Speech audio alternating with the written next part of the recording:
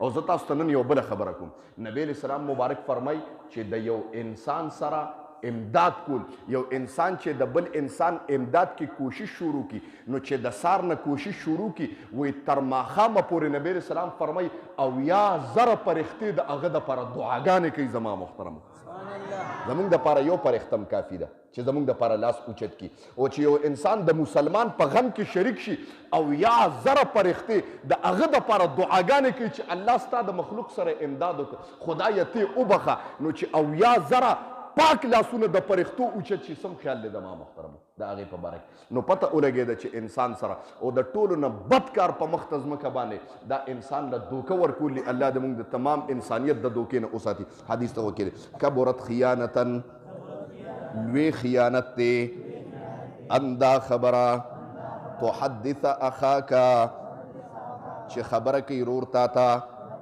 حدیثا یو خبره هو لکا او اغستا پوری به په دې خبره کې مصدق رښتیا ګڼون کی وانت به او ته په هغه خبره کې کاذب دروغجنې هغه تا رښتونی ګڼي چې دی به ماله رښتیا دغه راکړي او ته پکې دوکه کې. نو دا خو د خیانت باره کې. نن د امانت باره کې دوه مسلې وورئ که نه بس بند بکو دا. بعضې اکثر خلک دا دغه کوي چې امانت د سره څوک کېدي لوټونه یې کېښود مثال په طور. نو یو مولا نه مې اورېدلي دا مې بله د یو مسله ورده وي هغه لوټونه به هم نه بدلې خیانت کې راځي. نو خبرې ته نن غوږ کېدی ښه دا بعضې خبرې داسې چې دا ډېرې د مسلمان دپاره اهمي. یو داسې څیز دی چې هغه د هغې قیمت په استعمال سره کمیږي نه چې هغه ته واپس کې. لکه مثال په طور چا د سره په امانت کې ټوپۍ کېښوده چې دا ماله کېده نو که هغه ته په سر کې نو په سرېدو باندې کمیږي نه، هغه خیرنی بیا نه هسې په سرولی شي. پوه نه شوي. بله خبره یو انسان د سره لوټونه کېښوده پیسې نو دا ته خیر دی لګولی شي خو هغې عمره پیسې به ولې دوباره بیا ورکړي. بعضې خلکو کې جي هغه لوټونه به هم نه استعمالوي، دا خیانت کې راځي. دا هسې خبره ده. یا د سره چا مقابله کې کټ کېښوده چې دا ماله کې امانت کې کېده نو ته پکې په خپله کېناستی شي. خو هغه څیزونه چې هغه په استعمال سره ختمیږي او کمیږي، یا د سره چا ټماټر کېښوده چیرې چې دا ماله کېده هغه ته استعمال کړي نو هغسې ټماټر بیا نه پیدا کېږي ځکه ټماټرو کې دغه نشته.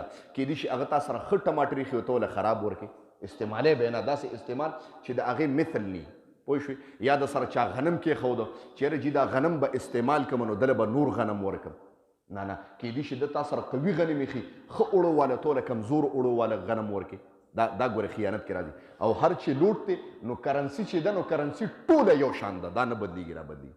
او که زړه ده او که نوې ده خو کار په یو شان کېږي. ذهن مسله ده نو دا خیانت کې نه راځي. او بله خبره ما درو کې خبره هم کړې ده دا هم امانت کې راځي. په لاره د یو شی ومونته یو کال به مسلسل ځان سره ساتي امانت کې لګولې شي خیر دی، خو تر کاله پورې د هغې سړی پیدا شي نو هغه پیسې به ورته امانت ورکړي. او که نه ته وایي چې داسې کار نشم کولی نو هغه څه دې ومونتل نو هغه به ډایرکټ صدقه کې بیا ښه خپل استعمال نشي کولی. ذهن ته مسله ده. دا د امانت باره کې مسله چاته اشکال شته د امانت باره کې. او بله خبره کوم یو امانت دی چا د سره کېښودو په دې باندې آفت سماوي راغی د اسمان د طرف نه د خدای د طرف نه هلاک شو بیا هم پتا زمان نشته تی نشي واپس کولی. چا د سره غنم کېښودو مثال په طور سیلاب راغی غنم یې ټول یوړو ته د هغې واپسي پتا نشته خیر دی. که یو سړی تا ووایي مې مړ مې کړ نشم د خدای د طرفه راغلی دی. پوه نه شو. نو چې کوم شی آفت سماوي د الله د طرفه راشي او امانت غرق شو نو پته یې زمان نشته ته نشي ورکولی. که ستا د طرف نه برباد شي نو بیا به ته ورکوې. ښه جی چاته اشکال شته مسله کې؟ آمین. الحمدلله رب العالمین. الله مونږ چې کوم درس ولسته خدای خپل دربار الهي کې قبول او منظور کړي. د دې درس په برکت باندې حاضر مجمع ته خدای په نظر د رحمت شفقت الفت او محبت باندې وګوري. الله د حاضر مجمع ستا در ته راغلي دي، ستا د محبوب کتاب له راغلي دي، خدای دین زده کولو له راغلي دي. او الله کوم خلک چې دین زده کولو له راځي تا ته ډېر خوښېږي. الله د دې کتاب په برکت باندې او د دین د زده کړې په برکت باندې ټول مشکلات خدای حل کړي، د هر قسم آفات او بلیاتو نه خدای وساتي. الله د حاضر مجمع کې چاته څه قسم مشکل الله مشکل په خپل دست قدرت ختم کړي. د چا زړونو کې څه قسم شریک مقاصد دي الله د خپل در نه پوره کړي. الله کاروباریان پکې ناستي کاروبارونه کمزوري دي خدای کاروبارونه کې برکت واچي. الله د چا رزق کمزوري دي خدای د حلال رزق انتظام د اسمان نه خدای وکړي. څوک قرضداري دي خدای د قرض د عذاب نه خدای وساتي. قرضونه په خپل دست قدرت باندې ختم کړي. الله څوک بیماران دي خدای شفای کامله عاجله مستمره ورته نصیب کړي. زمونږ یو ملګری دی رورې نیولې د شورتې ډېر غټ تکلیف دی ورته وختي راترنګ کړی سعودي نه دعا ورته وکړي مسافر دی الله د هغه کوم مشکل دی یا شورتې ګیر کړی دی د قیدخانې نه خدای په خپل دست قدرت باندې آزاد کړي. څومره تمام مسافرین په بار ملکونو کې پراته دي او الله د رزق دپاره تللي دي خدای په خپل کلي باندې د رزق انتظام خدای وکړي.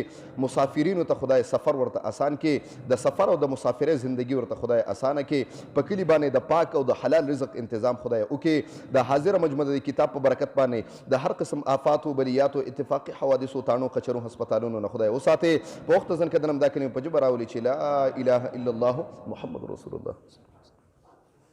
سلام علیکا یا حبیب سلام علیکا صلوات اللہ علیکا.